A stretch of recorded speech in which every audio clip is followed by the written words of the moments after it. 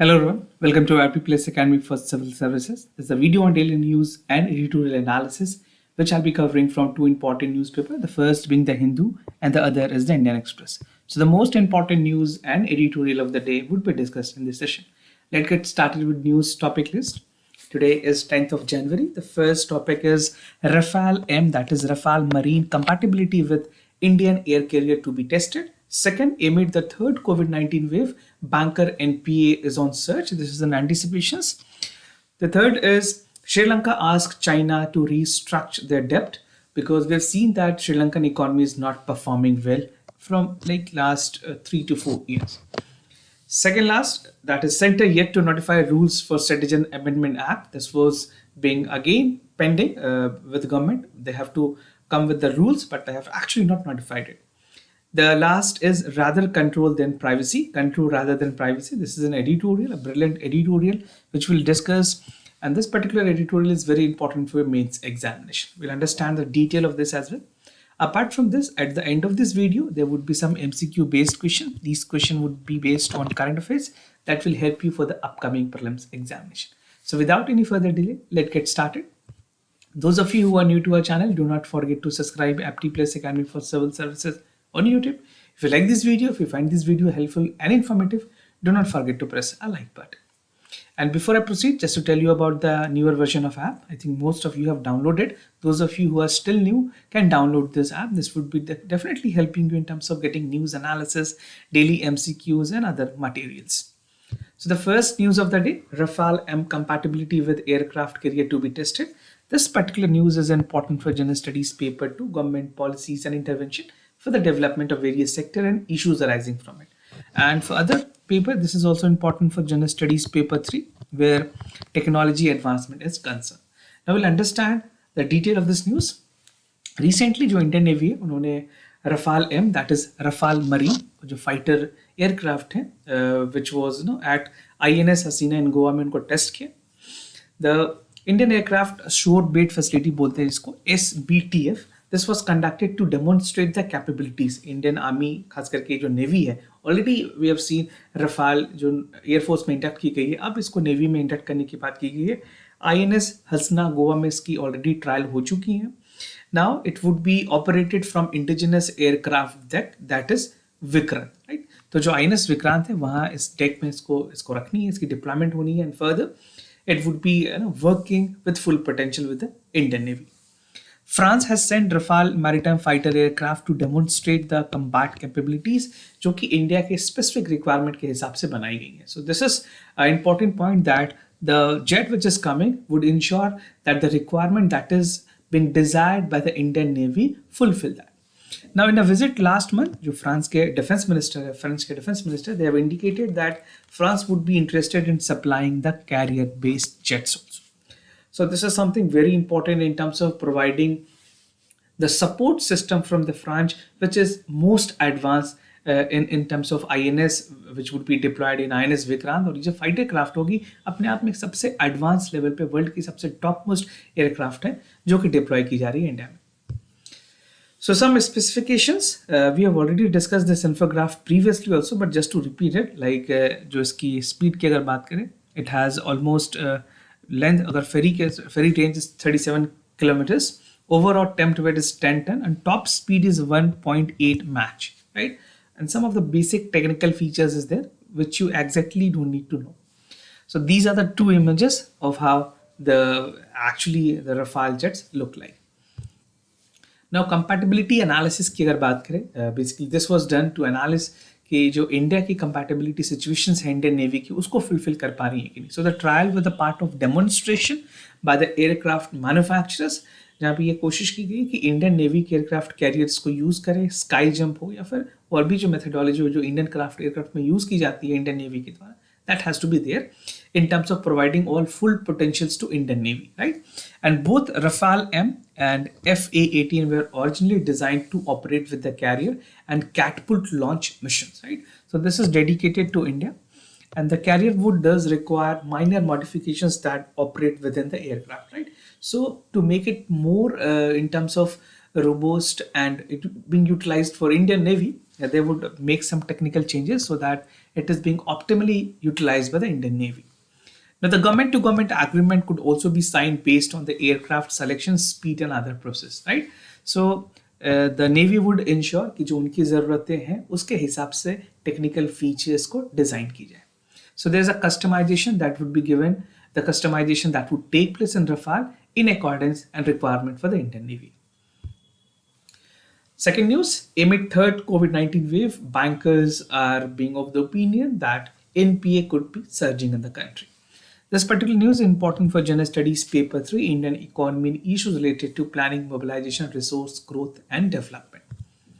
So the banking sector, basically हमने देखा है COVID-19 के टाइम में जो परफॉर्मेंस थी NPA की वो बढ़ी है, but अभी situations is not that worst, but still the expectations is that, the anticipations is that the NPA might increase because of the severe lockdown and other restriction that is ongoing. On the other hand, जो bank के expert हैं, they have requested RBI, जो Reserve Bank of India है, this is a central bank which is controlling the entire policy, right? उन्होंने RBI से request किया है कि खास करके जो नॉर्मलाइजेशंस की जो बातें हैं उसको डिले की जाए, एंड इवन जो interest hike with the focus on remaining growth should take place, right? So no interest on the monetary policy should take place, because this is something which is again very important considering the fact that yes, some of the restriction and lockdown has led to the downfall in the economy.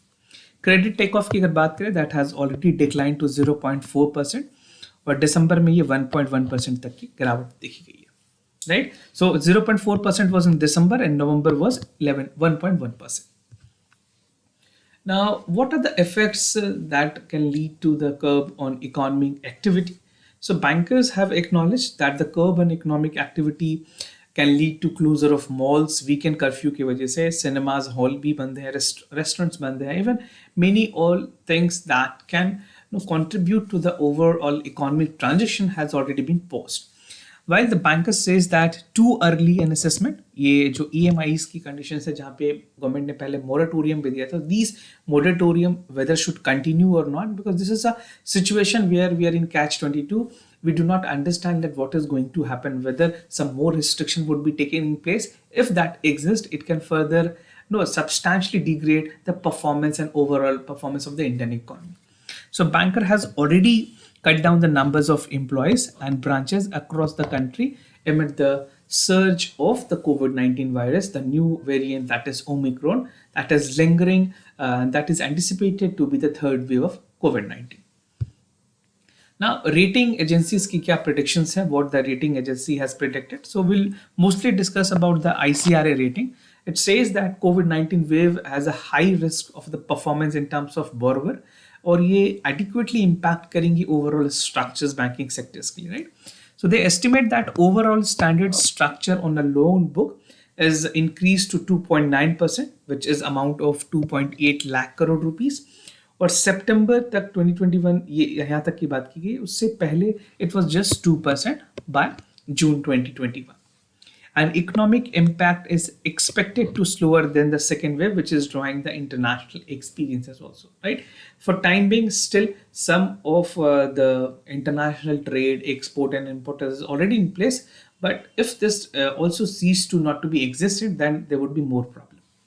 So if the increased speed of new COVID-19 variant, that is Omicron, are there, there's a high possibility that occurrence of third wave can be there in the country. Although the government of India has not officially confirmed that this would be third wave, but the experts are of the opinion and the anticipation is this, that this could be the third wave in our country. Now the other news, Sri Lanka asked China to restructure their debt. So this is particularly important for General Studies Paper 2 in Mains, bilateral regional grouping and agreements, right? So we'll see what are the important aspect of Sri Lanka and in terms of their relationship with China. So the present crisis, which is hitting Sri Lanka a lot, and they have asked China to restructure their other debt payments, right? Already China ने basically बहुत help किया हुआ है Sri Lanka when they have enlarged their debt to such extent that definitely they are dependent somewhere close to China, right? So the efforts were also kept in place in South Asian countries to navigate the worsening situation that is arising in Sri Lanka. And पिछले कुछ दशकों में, in the last decade, China has already lent almost $5 billion तक की जो projects हैं चाहे वो रोड्स में हो, एयरपोर्ट्स में हो या फिर port development. Sri Lanka being the country where port development is very essential, so a lot of amount has been invested from China. We'll see the figure how the investment has arose from 2005 to 2015. But the critic says that money were used for unnecessary schemes and low returns, right? So जो भी amount aid के तौर पे China ने दी है श्रीलंका को, which was not adequately used, और उसकी जो पर्पस अब होनी थी वो फुलफिल नहीं हुई. The reason being this money was not substantially used for the welfare or neither for the welfare of the economy. So before the pandemic, China was Sri Lanka's main source of tourist attraction. It imports most goods, China for other and any other countries, right? So abhi bhi Chinese tourism and even the import from China is something which calls for more dependence of Sri Lanka in China, right? Now, debt and foreign exchange crisis की बात करें. In the last month, we have seen, in the recent month, we have seen that Sri Lanka has been experiencing severe debt, right? And this also arise amid the foreign exchange crisis, and that has been making the situation more worse in Sri Lanka. So China is Sri Lanka's fourth biggest lender behind the international financial market, Asian Development Bank और Japan की बात अगर बात करें, so China has a huge investment and basically debt that is arising. So the country has received billions of dollars of SoftBank from China, and the Iceland nation has engulfed into the foreign exchange crisis. So the situation might get worse in Sri Lanka because see, whenever you are in debt, again the loan that has to be reborrowed from either any country or the multinational institution will put Sri Lanka more into debt, right? So it is very important that they need to come out from this debt trap. So Sri Lanka has repay amount 4.5 billion in debt, which is starting at 5 million international sovereign bond जो कि mature हो रही है 18th of January. ये सारी इनको repayment करनी है, but at this point of time the country do not have sufficient amount to make the repayment, right? Now one belt जो road initiatives है, belt road initiative भी आप बोल सकते हैं जिसको, चाइना ने काफ़ी इन्वेस्टमेंट ऑलरेडी की हुई है. They have given fund and they have also build the infrastructure linking to China with the rest of world. However some countries ने चाइना की इस इनिशिएटिव को डेट ट्रैप कहा है. ये डेट ट्रैप का मतलब है कि जो स्मॉलर और पुअर कंट्रीज हैं उसको चाइना टारगेट कर रही है, वहाँ पे इतनी इन्वेस्टमेंट कर रही है, इतने फंड्स उनको दे रही है कि वो कभी भी उस फंड को वापस रीपे नहीं कर पाए, और फिर वापस उस जो फंड को चाइना ने दिया उसको वापस लेने के लिए वो वहाँ पे लैंड एक्विजिशंस या वहाँ पे कुछ एरियाज को हायर कर सकती है या फिर अपनी प्रेजेंस या डिप्लॉयमेंट दिखा सकती है. And Sri Lanka being the immediate neighbour of India, so this is a very hot spot for China that they may possibly ask for some area or the deployment of their forces in the region, right? So Sri Lanka over China has almost 5 billion amounting and 10% of the country total foreign debt. So you can see the situation is not good. How Sri Lanka is going to be come out of this is again that has to be linger around in the due course of time. Now they have requested India also. India is yet to respond with the more recent request from Sri Lanka under the emergency line of credit for imports.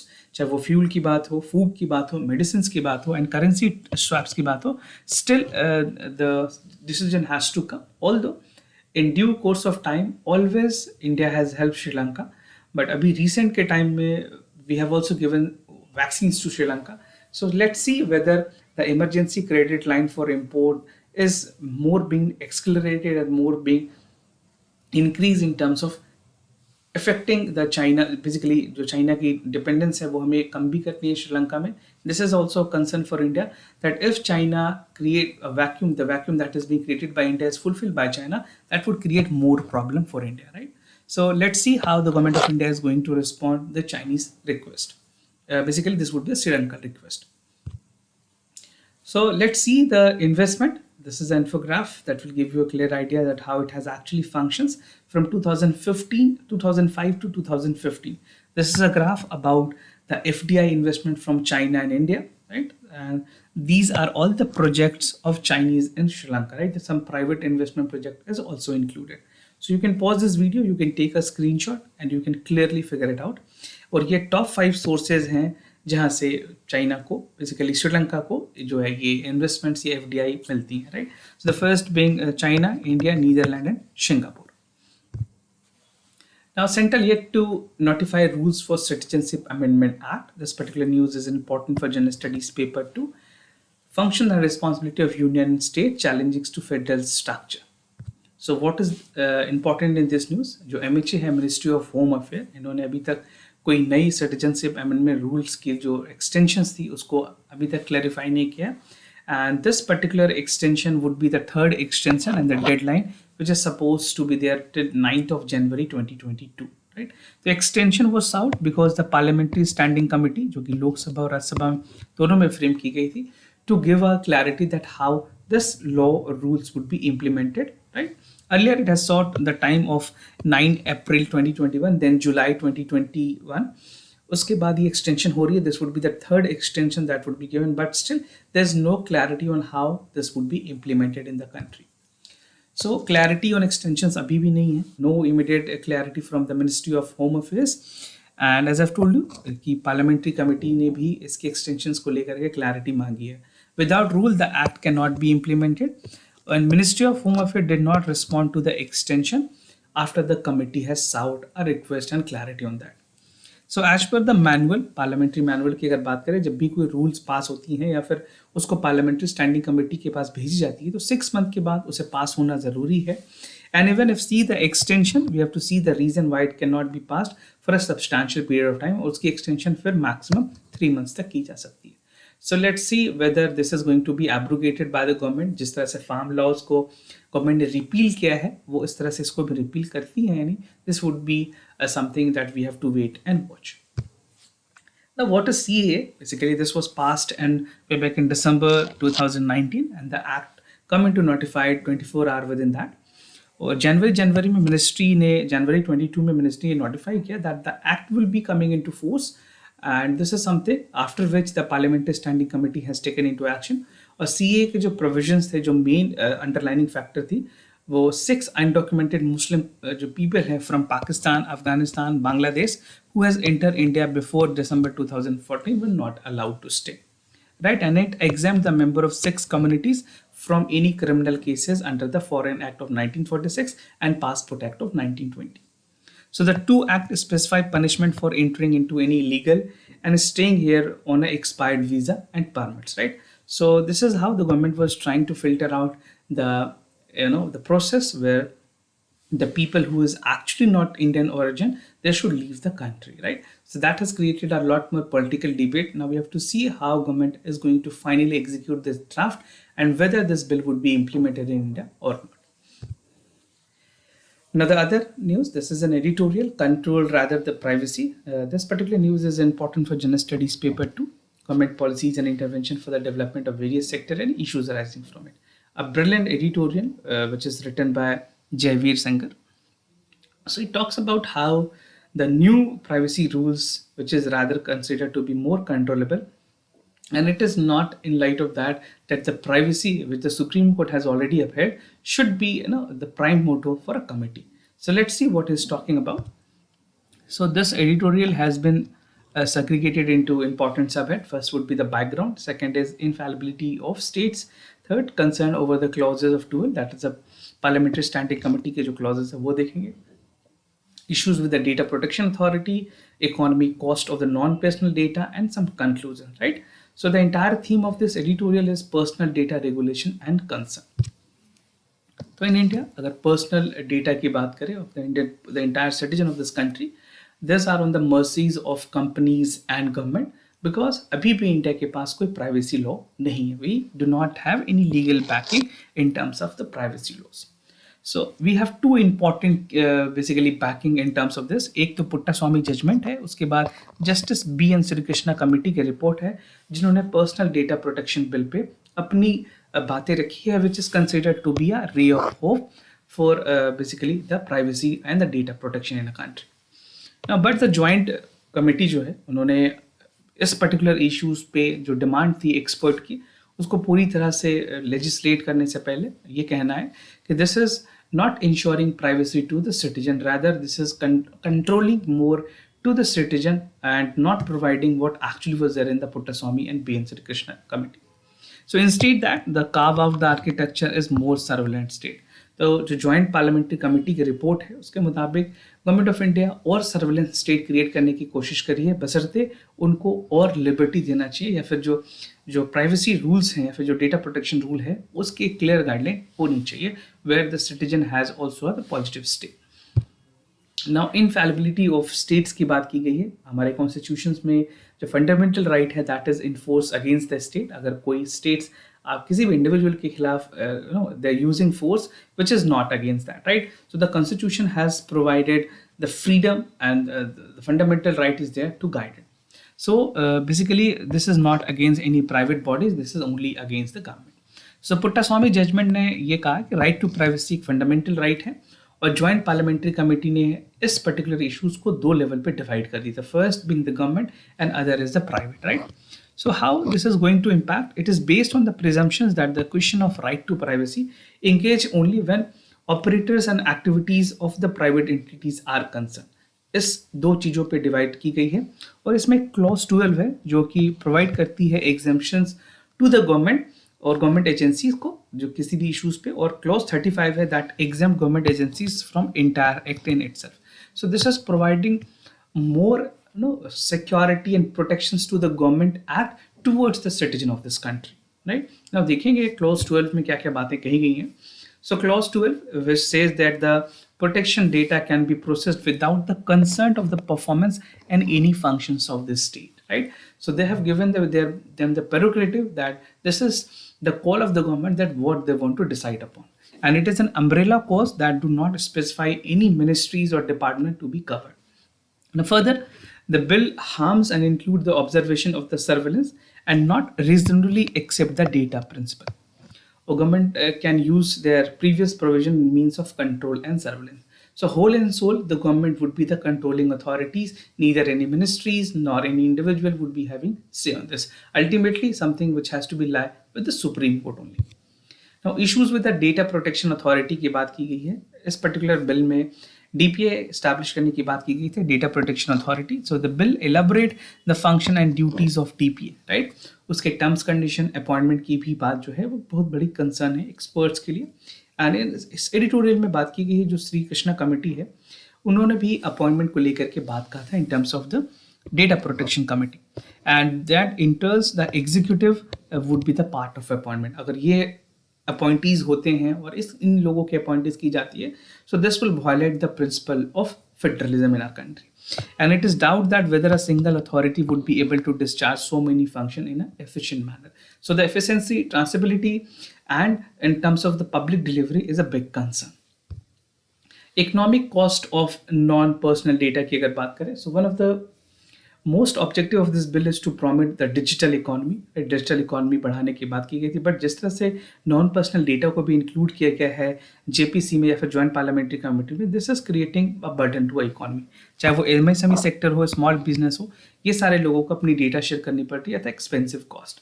And the government has constituted a panel under the S. Gopalakrishnan, which is opposing this idea to include the non-personal data with the bill. So this is something which would be important for mains. And mandatory data localization is estimated that will excuse around 0.7% to 1.7% of the economy. तो इतने जो हमारी data localization की वजह से economy में losses भी देखी जा सकती. So this is how the expert are of the opinion in terms of the economic cost that can lead to the non-personal data. Now conclusion, अगर बात करें joint parliamentary committee, they have raised more questions than it has solved. So the problem is still not solved. This is still lingering, that how the government would function with the non-personal data and personal data. And in present format, the bill is about to be called as a surveillance and more control in terms of the privacy. And at the time, the passage of the bill has many loopholes and the plug so that India can become a robust data protections law. So we still need to frame a rules, a law where the law has to be in the interest of the people of this country and not only supporting the state or the central government, right? So this is all about the conclusion. Now moving ahead, we have a prelims test series for you. 60 high quality tests would be provided. Along with this, you will also get the INS Gazetted magazine at the affordable price. So more details, you can refer to the description section of this video where I provided a dedicated link to purchase this course. Moving to the MCQ questions of the day. Before I proceed, just to tell you the answer of Saturday questions. For first question, the correct answer is C. For second question, the correct answer is A. Today's MCQ ILP के बारे में आपको बताना है कौन कौन से correct options हैं. इस पे अभी काफ़ी न्यूज़ भी आई हुई है. So you must know what is ILP, whether this is being issued by Union Home Ministries, and the system is enforced in North Indian state of Arunachal Pradesh, Nagaland, Mizoram and Manipur, right? So if you know the correct answer, you can just let me know, और आप अपने and से भी सारे questions की practice कर सकते हैं. Second, about the COVAX program, amid the obligations which is there, आपको बताना है क्या ये किन स्टेटमेंट में सही बातें कही गई है. The COVAX program has led to the Vaccine Alliance, Gavi and World Health Organizations and the Coalition for Epidemic Preparedness and Innovations. The aim of this program is to ensure equitable distribution of COVID-19 vaccine globally. Right? So these are some of the statement और इस तरह के जो global initiative है pandemic को लेकर के वो आपको पता होनी चाहिए. So do check it out. Which among the following is the correct answer? The correct option and the correct answer. Yesterday, basically, जो भी questions है, we'll be discussing at forward. तो कल जो इसके आंसर है मैं आपके साथ डिस्कस करूँगा. So this was all about the daily news and editorial analysis followed by the MCQs. If you have any other concern, do let me know. I'll be more than happy to assist you. For time being, I'm signing off. Thank you so much for watching this video.